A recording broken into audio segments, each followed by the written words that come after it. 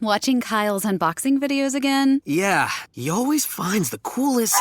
No way! A robot dog? Gotta ask where he got it. Or use your Samsung Galaxy S24 Ultra. Just draw a circle around the dog on your screen, and it shows you where to buy it right in the app. Whoa, I just learned a new trick. And that for once, I beat Kyle to the next big thing. Circle it, find it with the new Galaxy S24 Ultra and circle the search with Google. Get yours now at Samsung.com. Internet connection required. Results may vary based on visuals. One log won't burn, so you got to have everybody else to work off of. My song came on the radio, and an arm reached in and turned off the radio as soon as it came on.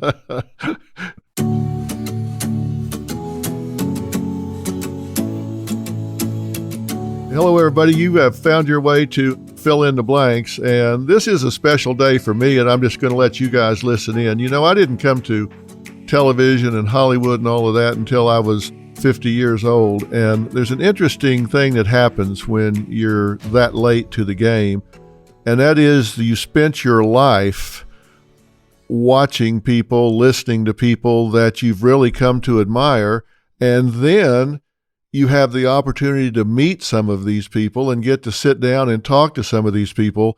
This is one of those days when I get to sit down and talk to and meet someone that I have admired for so many years for multiple reasons that I'll talk about in a minute.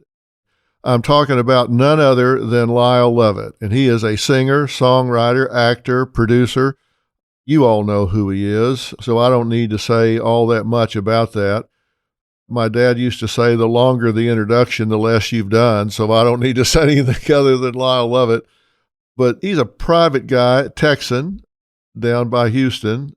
The thing that's really interested me about Lyle is the lyrics he writes. It's truly raw, truly from the heart. Sometimes fun, sometimes smart ass, but always meaningful. And he just has a really unique, different approach to things. 4 Grammys, 17 nominations, and then a lot of television and movies. So Lyle, it's great to sit down with you. Dr. Phil, you're so kind to have me on. I'm thrilled to meet you like this, even through the air like this. Now, you're down in Texas, right? You're still living down in Klein or nearby? Yes, sir. Right in what was always called the Klein community, which is now, I joke that I grew up in the country and now I live in the city, but I haven't moved. How does that work?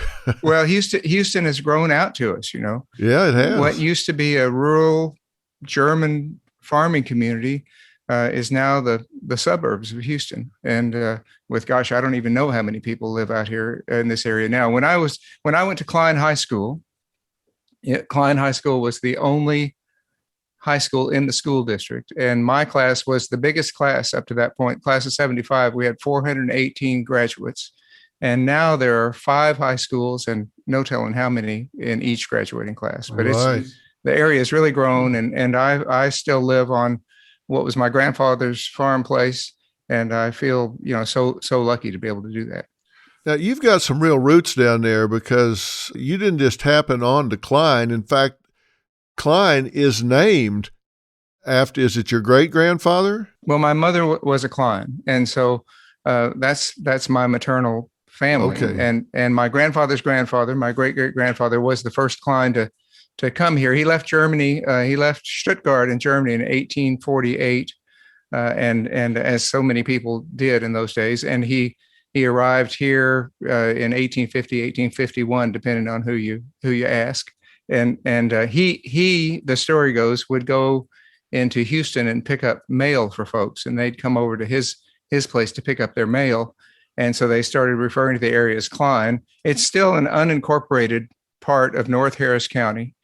So it's not a city, but it was always called the Klein community. And thanks to the school district taking on the name Klein, our family name will continue in the area. Yeah. So you're truly a country boy, and you live in an area that's named after your family. So that's some roots, man. I'm telling you. Well, I tell you, I grew up around my extended family. My mom was one of 7 children, and my grandfather was a vegetable farmer his whole life, and his sons carried on the farm in different ways. My 2 uncles turned it into a dairy, and one of my other uncles was a a produce dealer and helped the local farmers get their produce to the old farmers market on Airline Drive, and so I grew up in a farming atmosphere, and part-time work was easy to come by because there's always plenty to do. I was a helper in the dairy barn several summers growing up, and I tell you, that makes you appreciate doing something for a living, like just making stuff up and playing and singing. Yeah. Which is something you didn't get into right away. There's so many things people don't know about you, but you're an Aggie, right? You went to A&M. Yes, sir. And then you went to graduate school. You studied abroad in Germany. Well, going to Texas A&M was really the first time I'd been away from home. And I was young for my class always. My mom sent me to our church's parochial school, which she had gone to, my grandfather had gone to. Our church congregation, Trinity Lutheran Church, is almost 150 years old. And so I got to go to that school and start first grade when I was 5. So I started college when I was 17. It was my first time away from home. And it was just, Texas A&M was a great place to go because of its values system and because it was a smooth 71 miles from my parents' house. And it was an easy, in those days, it was an hour and 15 minutes home. If I'd gone to the University of Houston, it would have probably taken me longer to get across town to go to U of H. Absolutely, because of the traffic, no doubt about Exactly. it. Right. Now, as I've gotten to know you over the years and followed you, I've seen some things that were real parallels to my upbringing and interest, because I grew up in Texas and Oklahoma, and I was really into motorcycles, getting my first one when I was 13 years old, and I raced motocross and all kinds of things for many, many years. And you did exactly the same thing, right? You started out running motocross, and you're still doing some of that, right? Well, I still am occasionally. It's kind of the most fun you can have, I think, getting to ride a bike like that. When some of my buddies in grade school, I must have been 6th or 7th grade, some of the upperclassmen there at Trinity started riding their mopeds to school and started bringing a Honda brochure with them to school.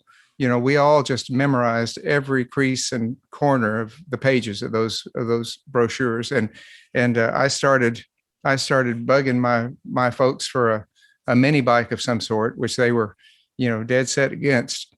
But as time went on and I was able to wear them down, my dad started telling me stories about how when he'd come home from the Navy on leave, his brother had a Harley and how much he enjoyed riding that.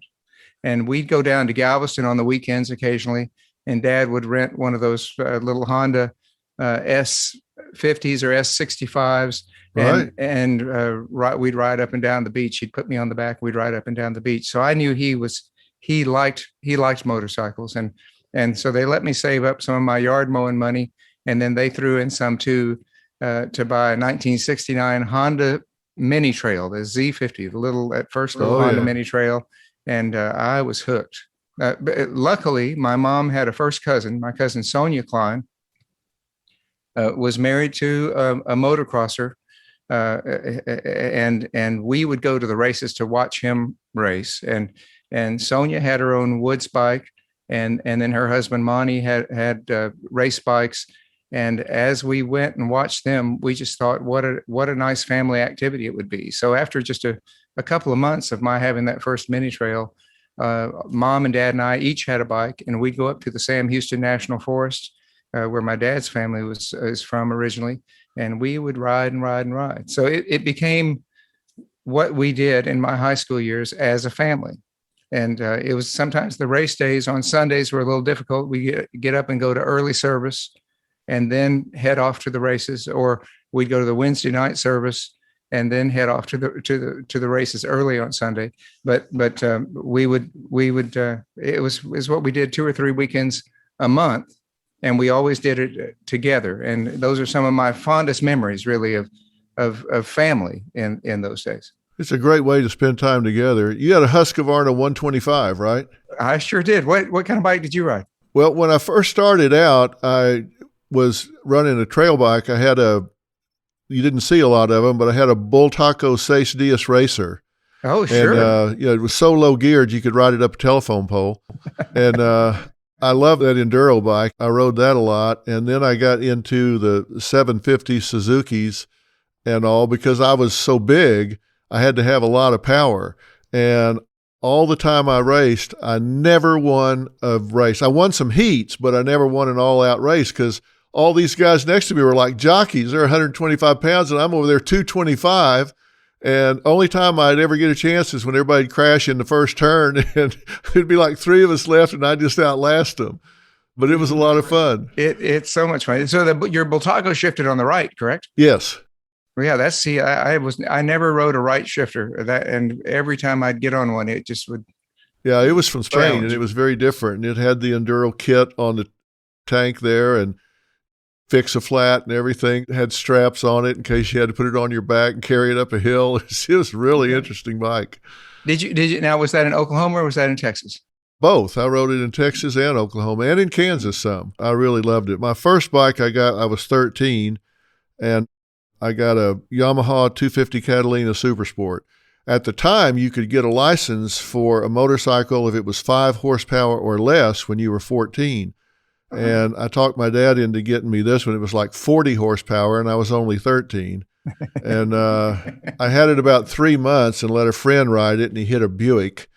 And he survived. He came through it okay, but that was the end of that. I spent 2 years paying for it, even though I only had it for 3 months. That was part of my lesson in life. Well, gosh, so there are you learn a lot of those riding a motorcycle. Yes, you do. Maybe 18 months ago, I was riding a dirt bike in my driveway, and I was doing a wheelie up the driveway, and I came down, and somebody had put a palm tree there that wasn't there a few minutes earlier, and over the handlebars I went, broke 7 ribs, and blew up my shoulder. And Robin hid the keys to that, to my Harley, to everything. I think they're buried in the yard somewhere. So they're now set decoration. If you need me to bring up my metal detector at any point, just let me Listen, know. I think I should just ship you the motorcycles because I don't think she would let me ride it again ever. It was a bad scene, but it was so interesting to hear that you rode and still do. It's such great fun. Well, it really was. I just couldn't think of anything else in those years. And I was already playing guitar and taking music lessons, but I loved racing and made friends in those days that are, still friendships today. And some of my closest friends are people that we'd park next to every week at the races. Oh yeah. And you take it on the tour bus sometimes, right? Well, I have taken a truck with having some bikes in it, but my dad's rule growing up was never ride on the street, so we didn't do that. And then when I started school in 1975 at Texas A&M, I broke my collarbone coincidentally in the front yard, not too unlike your driveway story. I mean, it's all that racing that you do, and you're fine, and then you do something silly in your own yard, and so that discouraged me from riding for a little while. And then I just didn't do it for 20 years and picked it back up 20 years later. Why are we crashing in our own yards? Just we had these great stories about going over a big hill at a racetrack and all of that. Instead, we crash in our yard. What the hell? You can't put that kind of stuff in your book, can you? No, it's just not very superhero-like. I'm Katie Maloney, 37, a divorcee, and I'm out here falling in love every day with myself. And I'm Dana Cathan, 33, former needy mess, and delusional Leo, but I've never been happier. Never been happier. You know that. Good. The foundation of this podcast is for people who want to live their life unapologetically. It's a safe space for anyone who's going through a transition in their life or just dealing with the regular bullshit. It's a religion. We're not saying that we're looking to start a coven, but that might be why we started but this we're podcast. not saying that. Join our cult. Community. The coven. Religion. Okay, let's just stick with community. Listen to the podcast. Listen to the podcast. So you didn't get serious about music until you were in your 20s, right? Well, it was for as long as I've played guitar, I should play much better than I do. My second grade teacher was married to a gentleman that was in the music store business forever, from one of the old families out in our area. His name was Charles Wenche, Wensche. And I came home from school one day, and my mom said, "What would you think about taking guitar lessons? Mr. Wenche teaches guitar lessons."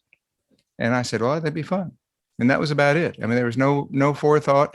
they bought me a little starter guitar, and Mr. Winchie taught me a few chords, and then he stopped giving lessons, and my mom set me up with a music teacher in downtown Houston, close to where she worked. My parents both worked for the old Humble Company, met working for the old Humble Company, which became Exxon.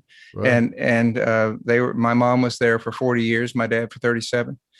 But once a week, she would drive. She'd get off work at 4:45, fight the traffic all the way out. We're 28 miles northwest of downtown. She'd fight the traffic, pick me up, take me back in for a 7 or 8 o'clock in the evening music lesson while my dad worked late on those nights.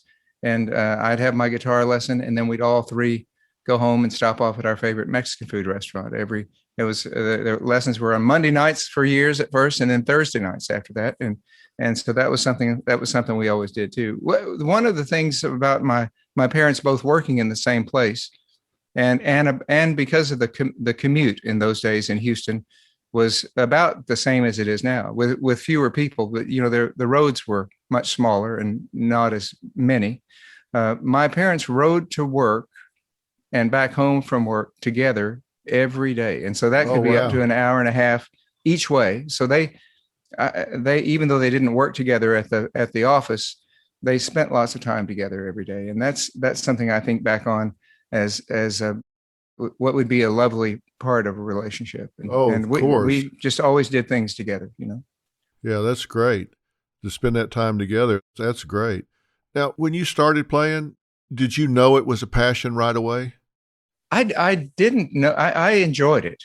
And nobody at the little Lutheran school I went to, Trinity Lutheran, there were 10 of us in my first grade class, and we grew to a class of 12 by the time I was in the eighth grade. In my first grade class, there were 2 girls and 8 boys. One of the girls was my first cousin, and Wanda is her name, and the other girl's last name was Klein, but was no relation. But so even that sort of made the idea of dating impossible. Somebody that might be related. So it was a very small school. Nobody else even had a guitar. So I felt sort of singled out just because I had a guitar, and we get to play occasionally in school. Nothing complicated, but I would be asked to play occasionally for school functions, and that was a big boost to me in those days. Well, it's so interesting that you got traction in the 70s, and along the way picked up degrees in journalism and German. So it wasn't like you were laying around watching the grass grow. What was it that finally triggered you to start writing and actually making this a career choice instead of journalism or something else? Why this? It was, I knew by the time I was in school and playing out, I got my first paid gigs when I was 18 in the summer of 76 with a high school buddy of mine. Bruce Lyon is his name. And Bruce was a motocrosser as well. So we had lots in common, and he's a year older than I, and he got his driver's license a year before I did. And so he and I would go into Houston to H&H Music in those days and take guitar lessons. We worked up some songs in the summer of 1976 and got a couple of local gigs in restaurants, a place called the Mariner on FM 1960, because their regular bar singer, guitar player, entertainment wanted a couple of nights off that summer to spend more time with his children. So we played on Tuesdays and Saturdays, and I just loved it. I just loved doing it. And when I went back to school, I just kept trying to play. So it was then that I realized how much I enjoyed doing it. I never thought that it was a realistic thing to aspire to be able to do it for a living. I mean, we made $50 a night at the Mariner, and that was huge. My parents sent me to school, so I didn't have to worry about paying for my tuition or my rent. And any money that I made playing, I could save up and put back into buying new equipment or saving up for a new guitar and making my sound system better. So I did just that, and just kept playing after that everywhere I could. Yeah, and you actually got connected with Nancy Griffin, right?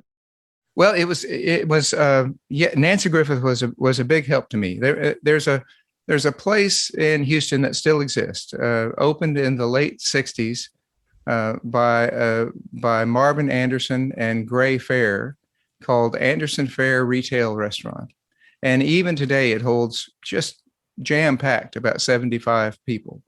But it is an original music listening room, and it had a serious reputation. By the time I was playing out in the late '70s, it was a well-known place and known as the kind of place that if you go, you're going to hear a serious singer-songwriter, and the people who are there will be truly listening to the point that I'd seen the owners who were Roger Ruffcorn and Tim Leatherwood at that time. I'd seen them come up to people at a table and say, you're in the wrong place, and give them their money back if they were talking and carrying on as you would expect. You bet. Yeah, they would just discreetly say, you folks came to the wrong place, and folks would leave. It was so quiet when you played there, you could hear a pin drop. Nancy Griffith and her boyfriend at the time, who would become her husband, Eric Taylor, were both instrumental in introducing me to Anderson Fair. And Nancy had come up to Texas A&M to play the coffee house at Texas A&M, and I did an advanced story on her for the Battalion, Texas A&M's daily paper, and which was really fun for me to get to do those kinds of stories. And so I interviewed her and ran the story, and then the coffee house asked me to open for her as well.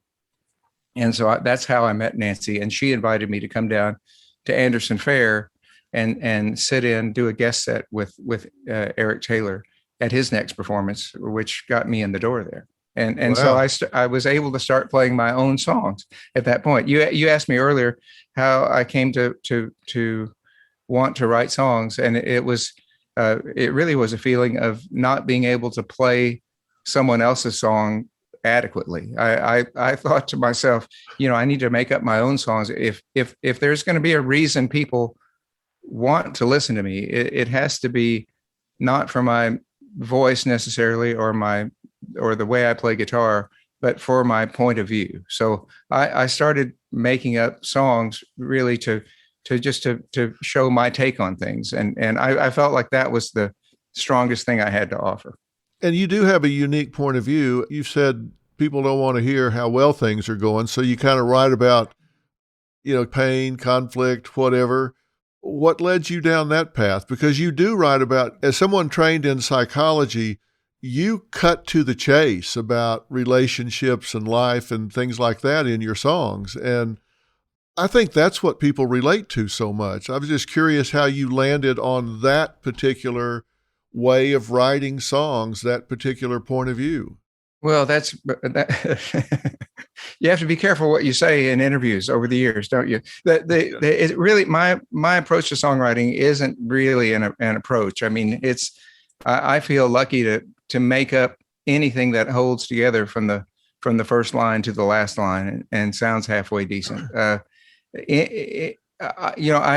really in writing a song, I rarely think about the audience or who the song might reach. It really it's really just sort of self-therapy, writing a song. So I've always felt free enough, free in the sense that if you write something you really don't like, nobody ever has to hear it. That's one thing you can absolutely guarantee. But I've felt free enough to write about things that I've actually gone through, and to write about, write from real life experiences, not necessarily trying to create experiences. And some songs have more truth in them than others. Some songs start off with a kernel of truth and spin into some fantastical story. But some of my songs are not so much written as they are just written down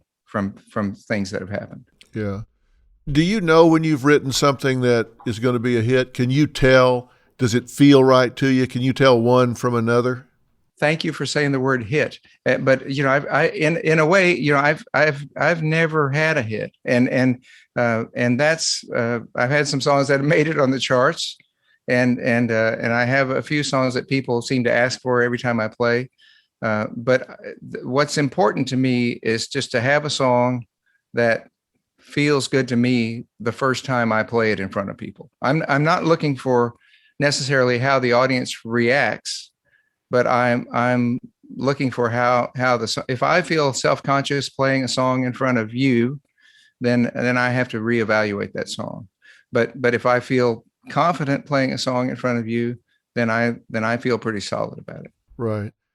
Well, you're very humble the way you describe all of that, but you've got 4 Grammys, 17 nominations. You've been on the country charts. You've been on the Billboard charts. I mean, you've had a lot of hits, a lot of songs that don't just look back decade after decade. You just seem to keep turning up and on both charts. And you'd gravitate away from country, then you'd come back and win those fans back again, and then gravitate away. You just do what you want to do, and people seem to find you. I have always been lucky to work with folks in the music business who've given me a free hand creatively and supported sort of how I wanted to the kinds of songs I wanted to record, and that's unusual, really. And part of it is, and I appreciate your saying that. I'm so grateful for the career I've had, but if you have a big hit, for example, you can kind of paint yourself into a corner. People might want to hear something, do us another version of that song and let's have another big hit with it. You could be subjected to that kind of expectation or that kind of pressure. And I've worked with folks that have helped me to do what I want to do. And that's a wonderful feeling. My first 3 records were released from the Nashville part of MCA Records. Tony Brown was the head of A&R at MCA, who signed me to MCA there through Curb Records in Nashville. And after 3 years, they moved my deal in 1990 out to Los Angeles, MCA Records in Los Angeles. And I was there until they closed down MCA Records in Los Angeles, and they moved me back to another Universal label, Lost Highway Records in Nashville, for the early 2000s. And then I completed my original record deal with my 2012 album, Release Me, and my next album since 2012 will be on Verve Records, another Universal label, but a completely new record deal. Right. Verve Records, and it'll come out. We've been waiting to finish it because of the pandemic, and it'll come out. We hope first quarter of next year. Does it take a long time for you to put an album together? Sometimes you've worked on them for like years, right? Well, it's the it's having songs that you want to play with people or play for people that you want to ask them to listen to. That's the hard part. Writing is, to have songs that are worth recording and worth tapping somebody on the shoulder and saying, hey, listen to this. That's you got to make sure you're ready for that. And Guy Clark is one of my songwriting heroes and was a tremendous help to me when I first started going to Nashville in 1984. And I was always eager for that next Guy Clark album. And I remember just after first meeting him in person, I asked him, I said, well, Guy, so when's your next record? What do you have planned? And I said, when are you going to do it? He said, well, whenever I get 10 new songs I like, was his answer. And I thought, that's the important part. Do you like touring as much as you do writing and recording? Do you enjoy being on the road? I do enjoy being on the road. I enjoy playing live. That you just said it. There are so many different facets to playing music, from being alone, sitting on the end of your bed, making up a song, to going into a recording studio and playing it for all the musicians there, and to see what great musicians bring to your simple ideas. And then to renting a tour bus and stepping on with all your buddies and bandmates and going on the road. One thing that I particularly enjoy And I would imagine your life is similar, is that it's rare when 2 days in a row are the same. Right. And there's such a great variety of activity and such a wonderful variety of people that you get to meet and talk to. I mean, if you like people at all, doing something in the public eye and getting to meet people you admire, like getting to sit here right here with you, is just it's something that most folks don't get a chance to do. And I just value that. The legendary record producers that I've gotten to meet and the legendary musicians I've gotten to meet and work with, it's more than I could have imagined when I was 18 years old playing at that restaurant, The Mariner, on FM 1960. Right. And when you're on tour and, sometimes you have played for intimate crowds like you're talking about in Houston, you've played for massive, huge crowds, and you have that unique ability to connect, whether it's a small crowd or a massive crowd. Do you feel it on stage, or are you playing that song for you and for the large band, as you say? What's your feeling while it's happening? Do you connect with those folks, or are they just out there? It's amazing to me, the relationship that you do feel with the audience on stage, and I'm sure with all the live audiences you've stood in front of yourself, that the audience actually has an impact on how the show will go from night to night. For me, you can feel the energy of an audience before you play a note. Just walking out on stage, you get an idea of what the audience is like. And that it's much more of even if nobody in the audience says a word to you, which I actually always enjoy when people speak up, but if no one were to say a word in the whole show, it's still an interactive experience. You still feel where the crowd is or how the crowd is thinking in a collective way. It definitely becomes a conversation of sorts. And which is one thing that I value about a live performance, because if you're going down one path and you feel like, well, this isn't working so well, you can change, you can just decide to play something else or go in a different direction, and sometimes that's really necessary to do to make a performance work as well as it can. Yeah. Now, one of the things that I've noticed about you every time I've seen you on stage, and a lot of headliners do this, but nobody, and I mean nobody, does it like you. And I'm talking about the time that you take to acknowledge and spotlight the members of the band. There's no end to the time that you'll spend introducing, spotlighting, and it's obvious to me that they feel the freedom to do different things during the sets. You just let people go. What's your thinking about that? I first of all really enjoy the people I work with and admire their skills.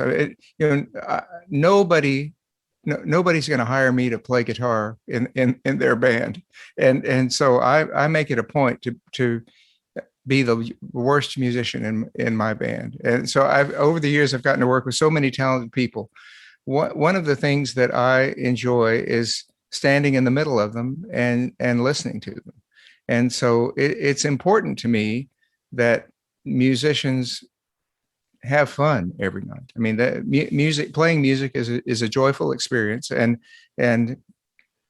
so our arrangements are structured in a way, but that allows for improvisation every night. I don't ask the musicians in the band to necessarily play the same solo note for note or the same solo that happens to be on the recording.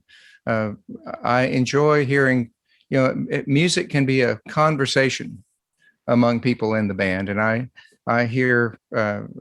enjoy standing in the middle of that. A simple way to say it is, when you hire really talented, smart people to do something, don't limit them with your own thinking is kind of my thought. I don't want to get in their way of doing something better than I could have imagined. Yeah, well, you're very generous with all of these musicians that are around you. And you're right. I mean, it's smart. I've always tried to surround myself with really smart people that make me look better when they shine. But you really are generous with these people, and you can tell that they know it, appreciate it, and love to work with you. You can see it on stage. It's really clear that there's a connection among you guys up there. That's really kind of you to say. It playing together, sort of being in the game together when you're relying. And I know you grew up playing football. You rely on one another. I mean, there's a feeling in that huddle that binds you together always, and that's what being on stage with musicians is like. And that's what my favorite part of the day, as much as I enjoy the shows, but as we all kind of wind down and we're driving down the road, riding down the road on the bus, headed to the next city, we'll all have a snack after the show and sit around and talk about what went right and what went wrong or what we could do better, and everybody usually tells on himself, and we all try to lift one another up in terms of getting over mistakes, and to have that sort of debrief after each show is just one of my favorite parts of the day. And slowly you see guys will start peeling off and going back to their bunk one by one, and then all of a sudden you realize you're sitting up there by yourself with the bus driver. Yeah, exactly. And it's that's a great part of the day. Yeah. When you have a song that gets featured as prominently as you had a song in a big blockbuster movie like The Firm, what do you say to yourself about that? You are so nice to bring that up. Sidney Pollack directed The Firm. Right. And I sought him out. I called my agent. I said, please put me in touch with Sidney Pollack. I want to thank him. Sidney Pollack played my song Money in a scene where most of the time, if you have a song in a movie, you can barely hear it, or it's turned way down. He turned my song up. He turned it up because it was designed to mask a listening device so that the main characters, Tom Cruise and Jean Tripplehorn, could have a conversation and not have their conversation bugged, to drown out the bug. Anyway, I sent him a note. I said, no directors ever turn a song up. God bless you. Thank you. And years later, I got to meet him, and he said, we'll do it again. And he did do it again. So yeah, that had to be interesting when you saw that for the first time, because like you say, it was not background. This was not elevator music. It became a character in the movie. I was thrilled. I just had no idea. I mean, it's thrilling enough to know that a director like Sidney Pollack wants to use your song, but I just never expected to have it be featured so prominently. I did a recording session years ago with Don Was producing, and a wonderful guitar player from Los Angeles named Mark Goldenberg played guitar. And we were recording this. It was my song "You Can't Resist It" for a film in that session. But all the guys in the band were joking. Mark Goldenberg said, "Yeah, the first time I had a song in a movie," he said, "I was so excited." He said the scene was a shot of a clock radio on a nightstand. My song came on the radio, and an arm reached in and turned off the radio as soon as it came on. Yeah, that was not exactly how they did yours, so it was very different. So you've had your songs in movies, but then you've been in movies as well, and you have worked with a really iconic director, Robert Altman. What's it like to work with someone like that? You've got to learn things from him, because you seem really private and you seem really laid back, and then to step up into a movie role would seem like a real stretch for you. Well, it's and I'm not sure I'm very good at it, but I'm never one to question good fortune, and it was such an opportunity to work with Robert Altman, and my aspiring my aspirations as an actor really were just because of him. He came to a show we did in 1990 at the Greek Theater, and just called me up afterwards. And I was standing in my kitchen and the phone rang, and I'll never forget the conversation. He said, "Hi, this is Bob Altman. May I speak to?" I said, "This is he." He said, "So you want to be in a movie?" Just like that. "You want to be in a movie?" And I said, "Well, yes, sir." And and he said, "Good." He said, I'm about to do one." He was working on the film that turned out to be Shortcuts at the time, and then The Player came in before that. So so he asked me to be in The Player, but it was Shortcuts that he had called about. But he said I said, "Well, what should I do to prepare? Should I take acting lessons, or what should I do?" And he said, "Oh, heavens no, they'll just mess you up." He said, "Just come out here." And so I did. I went and met with him, and he was a wonderful teacher. As you said, he was a great teacher. And what I learned most from him was how important confidence is, and how important it is to believe in your own approach. He was confident in that way that, well, it permeated the entire cast and crew. He was, some directors on films, I mean, you couldn't begin to get near their station with their monitor and their little camp on set. I mean, you just wouldn't walk over to him. And if you got anywhere close to Altman, he'd say, "Here, come over here." He knew you wanted to look over his shoulder, and he would just say, come on over here. And he'd put his arm around you, and he'd pull you right into his monitor and let you watch it. He let you do as much as you wanted to do. Really? And every day at the end of the shoot days, for dailies, he wanted everybody in the cast and crew to be there. And he would sit in the back of the screening room, and he'd watch everybody watch every take of every scene. And he wouldn't say a word. He would just watch, and there'd be refreshments for everybody. At the end of every day, it was like a party. I went to dailies the first days I worked, and then I didn't work for a couple of days on The Player, so I didn't go to dailies. And the next time I was on set, he walked over to me very discreetly. I mean, he never embarrassed you in front of anybody, but very discreetly, he said, "Where were you?" And I thought, where was I? What do you mean? Where was I? And he said, "Dailies, where were you?" And I said, "Well, I wasn't in he said, "Come to dailies." In other words, come to dailies, whether you're in the scenes or not.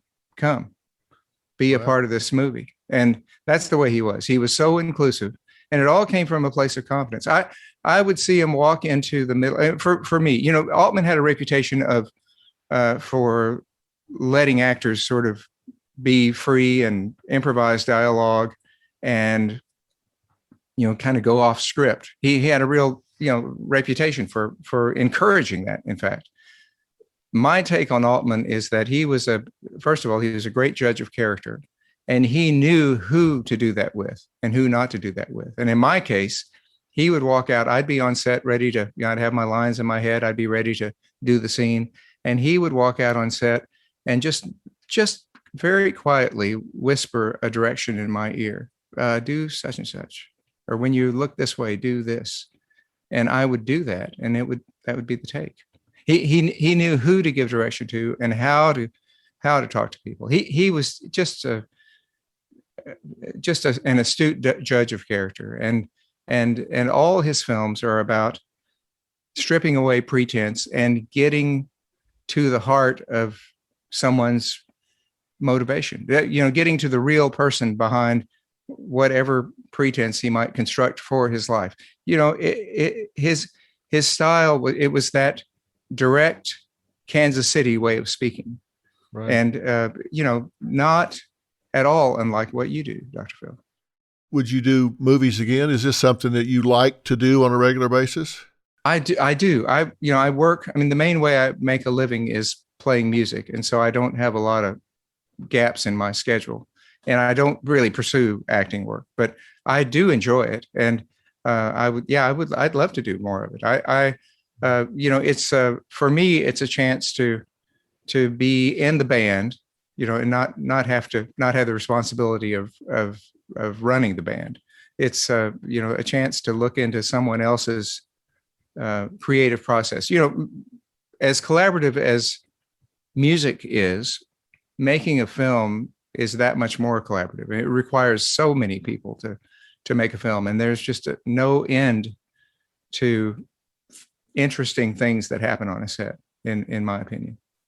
Yeah, it's certainly collaborative. There's no doubt about that. One log won't burn, so you got to have everybody else to work off of. So how is all of this that you've done, being on tour and being in the entertainment business, how do you think that's affected your personal life and your relationships?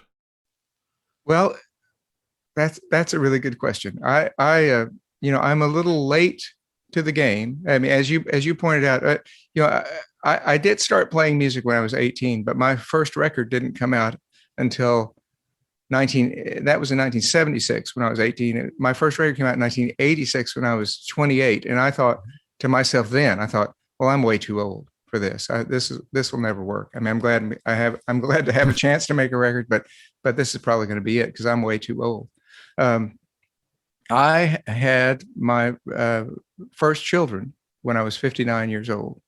And so I became a dad not quite 4 years ago. Right. Twins, a boy and a girl, and in a way, this during the pandemic, being home solid for more than a year has been one of the just richest years of my life. My wife and I have been married a shorter time than we've been together, but it was because of music that I met her, and so you never know how things would turn out if you had done something else, but I am grateful. I'm grateful for the way this worked out, and I'm so grateful to have a chance to find out what being a dad is all about, even at the age of a granddad. Yeah, what a great time in children's lives to be able to shape those personalities and shape those relationships. People always say that kids grow up so fast. You've had that opportunity to really be there and spend that time with them. Well, it is, and it is true. I can't believe how quickly the last 4 years have gone. My parents both worked, as I said, and they would leave home to beat traffic into Houston at 5:30 or 6 in the morning, and they'd get home every evening about 6:30. And I'd spend every day after school with one of my relatives, my grandparents or my aunts and uncles, who all lived within walking distance of our house. And so I had a wonderful support system to grow up with. And my parents, when they were off work, because they were gone half of the day every day, when they weren't at work, they never did anything without me. I can count on one hand the number of times that I might have had to stay with my grandparents when they went out for the evening. They just didn't do that on a regular basis. And we just did everything together as a family. Since our children were born, I've been flying home on days off when I'm on tour, but in general, I'm home more than I'm on tour anyway. So when I'm home, I'm really home and really get to be with them. This last year of getting to be with them every day is just something I would never have anticipated. And because it's the pandemic, we haven't had any folks helping us. It's just been my wife April and me and the two of them. And it's 2 on 2 is definitely outnumbered, by the way. Of course. but it's just been fun from morning to night. Yeah. You were married for a short time to Julia Roberts, and this was in the 90s. Were you a lot more prepared to be married this time around? That's a good question. April is younger than I am, and 17 years younger than I am. And when we first met, she was 21 years old. And I tried to reassure her by telling her, I may be older, but I'm very immature. and so I think that she's ahead of me still in the maturity factor. But I think it's being married and being. I tell you, this having children thing. I know people have talked about it before, but it's a big deal. And it's for me. I feel I feel a little ignorant, really. I mean, it's the kind of thing that you just have to experience to get it. And I remember my dad used to tell me, one day you'll understand. And I lost my dad in 1999, and which also seems like just a couple of days ago. But and my dad and I were very close. But he'd tell me, one day you'll understand. And I think about those words, every time that I get to pick up one of my children, I'm just grateful. I'm grateful that April has stuck with me long enough to give me that chance. Yeah, of course. And you got married before after just knowing someone 3 weeks, and you've known April how many years before y'all got married? I'm not great with simple arithmetic, but yes, that's right. A long time. Long time. And right. Clearly you've got, these two children, and you had what I think you would have to describe as an idyllic childhood. And it sounds like you're giving your children exactly that same upbringing in terms of their exposure and growing up in this wonderful environment where the outdoors is there, the parents are there, everything is there.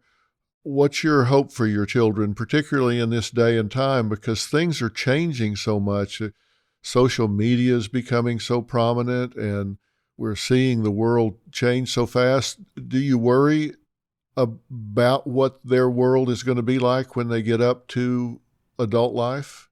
You do think about that, but it's what you said. If you can give them the sort of foundation, give them the tools they're going to have to figure it out on their own. I was struck from the very first day with how much of their survival is up to them. How much do they want to eat? How much do they want to make it? I mean, that a lot of that comes from them, and they'll have to figure all that out, and how to navigate the modern world, whatever it becomes. And if you can give them a foundation of if you can give them some confidence in themselves and their ability to figure things out, that's the best you can hope for. I think I never thought about my own age until they were born, and I wish I would have. My mom is 91, and I'm 63, and I've had my mom all these years. I'm so grateful for that, and I know that that won't be the case for them, and I just hope that I can be enough of a presence now in their lives to help them later as they think back about everything. Well, these are very formative years, and people ask me so much.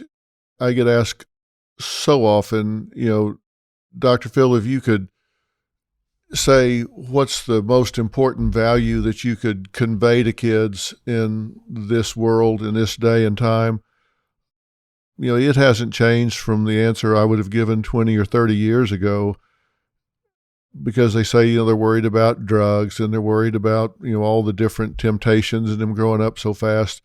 And, my answer was then and is now, if you can teach children to value themselves, to have self-worth and to value themselves, they'll carry that forward into life. Because it's like having a young daughter. If she values herself, she won't let some boy take advantage of her, because she'll say, look, you're not going to use me for a playground. I value myself too much for that. And if her daddy treats her with dignity and respect, the first boy she meets that blows in her ear and tells her she's special, she's going to say, yeah, I know. My dad's been telling me that for 20 years. I don't need you to tell me that. I know that. I've learned that. I just think it's so important to teach children to value themselves and know what their worth is, because then they treat themselves with dignity and respect, and they don't get sucked into all the rest of this. And, it's so clear to me that's what your parents did with you, and I can see you're doing it already with your children. Well, I couldn't agree with you more. But give it a few years, no telling how to go. We might have to come on your show to get you to straighten us all out. Yeah, I'm guessing probably not, but I would certainly be happy to come down there and had some chicken fried steak with you and let you tell me whatever you needed to. We have plenty of that. But that's one of the things that I've long admired about you is how important family is to you, and how you talk about that in a way that inspires folks, and the fact that you get to work with one of your sons, and that you've encouraged one of your sons, despite probably better judgment, to go into the music business. I mean, that's being a great dad.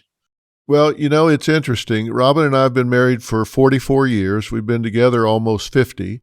And, so our boys have grown up, seeing their parents together every day. And I get to talk to my boys pretty much every day, either on the phone or we might see each other. And, one of them is very business oriented, Jay. And as you say, Jordan is the musician, and he's just finished a 100-city tour opening for the Jonas Brothers around the United States and Europe, and was just on James Corden a few weeks ago with a new song. And it's so fun to watch him do what he's doing. And I love music so much, I couldn't carry a tune in a bucket, but I love it. I'm just a music junkie, which is why I've been such a fan of yours. And to watch him as he does something new each time, and he writes his own songs, and with others, but he writes his own songs. And it's just so great to see that creative part of him come out, and the joy and the passion in his life. It's just, if your kids can be excited about something they're doing, you just feel good about what's happening with them. I just hate to see one of my kids not be excited about their lives. That would just be the worst thing ever. There's not a more joyful feeling. I get excited when I get excited when my little ones find a soft spot in the dirt that they realize they can fill up their bucket. Exactly. Whatever it is, there's not a better feeling than watching them take hold of something, even if that bucket ends up getting dumped on his sister. Exactly. Or vice versa. There's a real joy in that. Yeah, and it's great they have each other and will all their lives. My wife is a twin, and my son Jay married a triplet, and I had triplet aunts and uncles, and they were all through our family. We thought when Jay's wife got pregnant, we thought, oh my God, they're going to have a litter, because we had it on both sides of our family. Unfortunately, they didn't. Oh my goodness. It's so great when you've got brothers and sisters that you grow up with. So I know they love it down there. It's just got to be so much joy for you to watch them play together. Well, it really is. And I've thought that a million times during the pandemic, because we really have been, I know everyone has sort of a different version of being careful, but we just haven't been out much. We haven't been to a restaurant, and we haven't hugged my mom yet, which we need to do, I think, now that we're all vaccinated. But we've just been very careful, and they've only had each other to play with. So I'm grateful for that. That's good. Well, you say you have this new album coming out in the first quarter of next year. What else is in the future for Lyle Lovett? What's your plan moving forward? You're going to raise these kids, that's for sure. What else have you got cooking? Well, I couldn't be happier. If that were all I got to do, I'd be happy staying home and doing that. But I somehow or another can't help but think of things that rhyme, and wanting to play my guitar and make things up. So as long as I can keep writing songs, as long as I can keep enough people showing up to allow me to record those songs and keep playing, I'll keep doing that, because I love doing that. And whether or not my children ever want to do that. I mean, if I happen to walk around the house and sing something, I often hear from them, "Dad, don't sing. Don't sing." Yeah, you just. I mean, they prefer to sing in the house, and I'm just fine with that.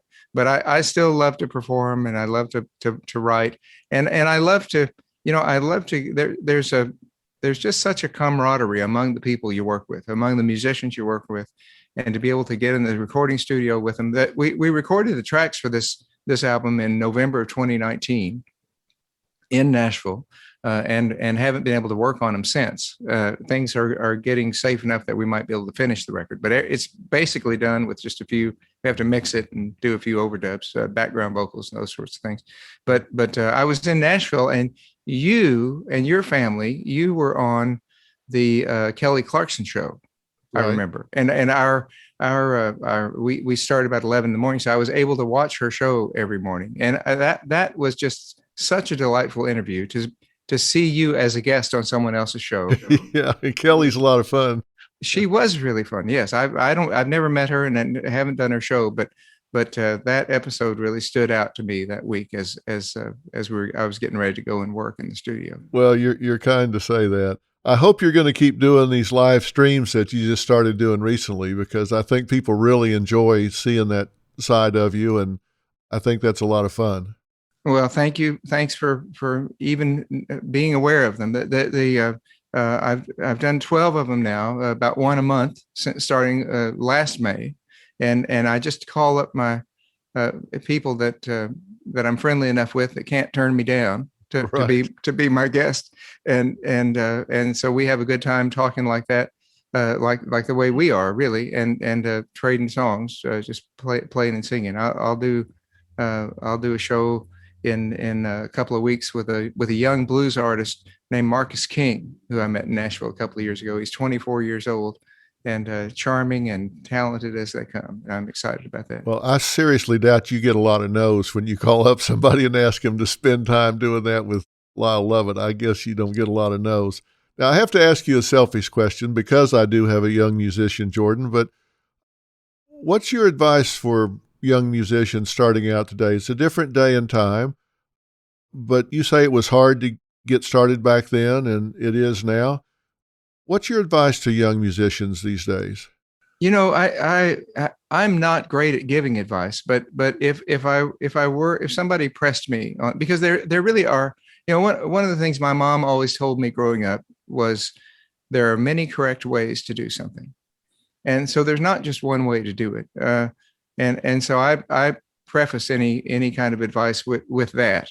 But I do encourage young, especially people who write, people that come from that sort of creative place, to just to be themselves, to write things that mean something to them.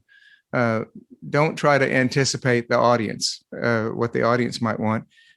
Do things that mean something to them, and then if they do that, it'll translate. If a writer can relate to what he's writing as true, it'll ring true for other people. And I've been fortunate I've always been allowed to be myself in the business. I've never sort of had to pretend to be more charming than I am, or better looking than I am, or taller than I am. I just walk out on stage. I get to be myself. Right. And I think some performers, over the years, who do assume a character or an onstage persona, and who are successful with that, sometimes get locked into a character that's not really them. So I feel blessed that my audience, the people that come to see me and support my music, seem like people that I'd enjoy sitting down and having a cup of coffee with after the show. Yeah. They're when you get to be yourself, there's not much better in the world than that. Yeah, the thing that you said today that resonated most with me, and boy, it just stuck out like it was in big flashing lights. You said that the songs that you feel good about are those that when you're performing them, you feel comfortable doing it. And that song, you don't feel conspicuous, you feel comfortable being in front of people doing that song. And I was so glad to hear you say that, because there are times when I've been in a situation where I've done a show or a topic and it just didn't feel right. And I've walked off that stage and said, bury that, burn it. I don't ever want to see that air. It just didn't feel right. And then there are others when I walk out there and it just feels right. It feels right. It feels like I should be doing this. It feels like it needs to be done. I feel in my lane. It's in my wheelhouse. I should be doing this. And boy, the difference, it's day and night between the two. I knew exactly what you meant the second you said that. And I was so glad to hear you say that. Well, it is reassuring to hear you say that, to know that you, as accomplished a performer as you are, and as many times as you've been on stage with that red light on, if you feel that way, that's very reassuring to somebody like me. It's when things are going wrong, sometimes there's nothing you can do to. I've been in the middle of shows before where I just thought, okay, well, forget it. Yeah, but you got to finish. You got to. Well, you do. That's right. I rely on sports analogies a lot. If I make a flub on my guitar, I think of myself as a wide receiver who just dropped a pass that just went through his fingers. And if it's one of those shows that you just can't quite ever get out of your own way, I think, well, I think I lost this game, but we got another one tomorrow. Yeah, and it's funny you say that. I was playing football at the University of Tulsa as a freshman, and we got beat by OU 77-7. And I think the headline was OU extra points enough to beat Tulsa. If they just counted their extra points, it was enough to beat us. And I remember the coaches saying, boys, football teaches you about life. And I thought, bullshit, teaches you about football. It doesn't teach you about life. But once I got through playing the game and looked back, I realized how right they were, because there were so many times that, we would be down, we would be out, we would think it was over. And next thing you know, something happens, then the clock stops and something else happens. And before you know, if you just don't give up, you wind up surviving, sometimes even winning. But I think athletics are so important, and I've learned so much from that. So when you talk about sports analogies, that really resonates with me. It's taught me a lot about hanging in there, never giving up, and just being able to walk off and say, you know what, I did the best I could, and I didn't leave anything out there, so I'm okay with whatever happened. So that's right. That's right. Yeah, we're just a couple old country boys. I think we're doing okay. We're eating regular. That's all we can. That's all we can say, right? Well, I just have such admiration for your career and how you. I mean, just the whole Amarillo beef trial, all of that. I mean, they still talk about that in Amarillo. Oh yeah. And it was your idea to move her show there and tape the show from there as well, wasn't it? Yeah, it was. I thought it was a smart thing to do, and she was very gracious to listen and say, absolutely, we'll do it. Well, and she just won over the entire community. And needed to do it, and needed to win them over. We were behind enemy lines. But it was a brilliant idea. I mean, the idea that that you see a need and you know how to fill it. I mean, that's a real gift, Dr. Phil, and you've been doing that your whole career, and in all of your television shows. I don't mean to put you on the spot, and feel free to edit this out. But if I were talking to you, I mean, I'm really curious. If I were interviewing you, I'm really curious about your doctor on demand. And I mean, that's got to be something that's really important to folks that might not have access to doctors, folks that or don't want to go to an actual doctor, a physical doctor's office for one reason or another. Well, it really is. And, particularly that company, it was my son Jay's idea to start, and we really got behind it, and it was just doing terrific. And then when the pandemic hit, things went up like 7,000%, because then for sure nobody wanted to go sit in a waiting room full of sick people. And we tried to make so many things free of charge to those that just didn't have the ability to get the care that they needed. And one of the things we've really developed is the mental health side of it, because people don't realize, but 48% of rural communities don't have a psychologist or psychiatrist available to them, and almost 70% of them don't even have a psychiatric nurse available to them. There's just no healthcare providers available for rural communities in particular. So the ability to get in front of your desktop or laptop or even your mobile device and click, and you're in front of a board-certified licensed therapist that can talk to you with dealing with loneliness, anxiety, depression, or whatever, I think really makes a difference for people that otherwise would just be lost. And so I'm really proud that he's been able to get that into the delivery system so much. So I hope it's going to continue to make a difference. Well, I think it already has made a difference. And what a wonderful thing to be able to work that closely with your son. Yeah, it's been great working with both of them. And I've studied enough about the business side of the music business and have an excuse to talk to Jordan on a regular basis, because he sure doesn't call me to say, how does this sound? How does that sound? So at least I can kind of talk to him about the business side. But we have a lot of fun, and he's just had a new baby. And so I've now got 3 grandkids, and it's just nothing but joy. I just couldn't be more excited about it. Vince Gill has been a friend of mine for years and did one of my shows, online shows. I met Vince through our mutual producer, Tony Brown, back in my early days at MCA. And it's been a couple of years ago now that they taped the birthday TV special hosted by for Willie Nelson in Nashville. I got invited to be a part of that, and you show up there at the arena and go to your dressing room, and there I was sharing a dressing room with Vince and Rodney Crowell and Ray Benson from Asleep at the Wheel. So that was really, really fun. But I walked in, and Vince was sitting there, and we had done some dates together. And he said to me, he said, well, how them babies like that? I said, well, they're doing great. They're doing great. He said, well, just had a grandbaby. He said, you want to know why it's better? And I thought he was going to say what most folks say is you get to enjoy them and then send them back. But that's not what he said.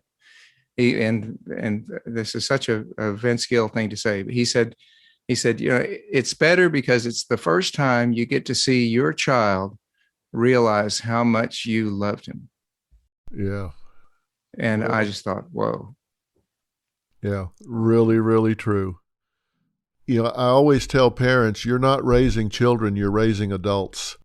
And you see it come to fruition. And Jordan was just on a trip with Joe and Nick Jonas to play golf. And after 2 days, he called and said, you've got to get me home. I can't be away from, his daughter's name is Ro. And he said, I can't be away from her another day. I've got to get back home. And I thought, what a wonderful thing to hear your son say about his new baby. That really is. And I know the feeling completely. I've missed 3 days off when I've been on tour since they were born in June of 2017, getting to come home just because it's logistically impossible. But every other day I get the bus to drop me off at the nearest nonstop airport and just zip home even for a few hours. And that I know it meant more to me than it did to them at the time when they were little, but it sure meant a lot to me to be able to do that. It's so important. I realize sometimes I've flown from New York to Dallas to be at a basketball game and turned around and flew back after the basketball game, and it didn't matter so much that I was there, but it would have mattered a whole lot if I hadn't been. And that's the difference. Sometimes you think, well, it didn't seem to make that much difference to them that I was there, but if that seat had been empty when they looked up there, could make all the difference in the world. I will take that to heart.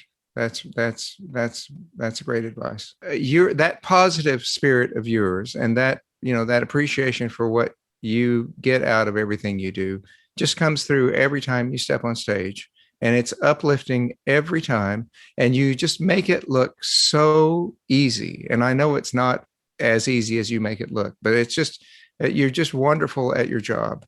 And I just want you to know how all of us out there watching appreciate you and love you. Well, you're very kind to say that. I'm going to keep doing it. And do not be surprised if sometime soon in Klein you hear a knock on the door and I'm standing there saying hi.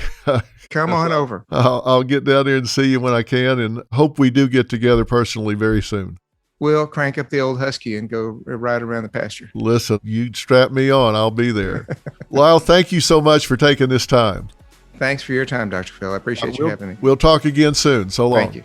Bye-bye.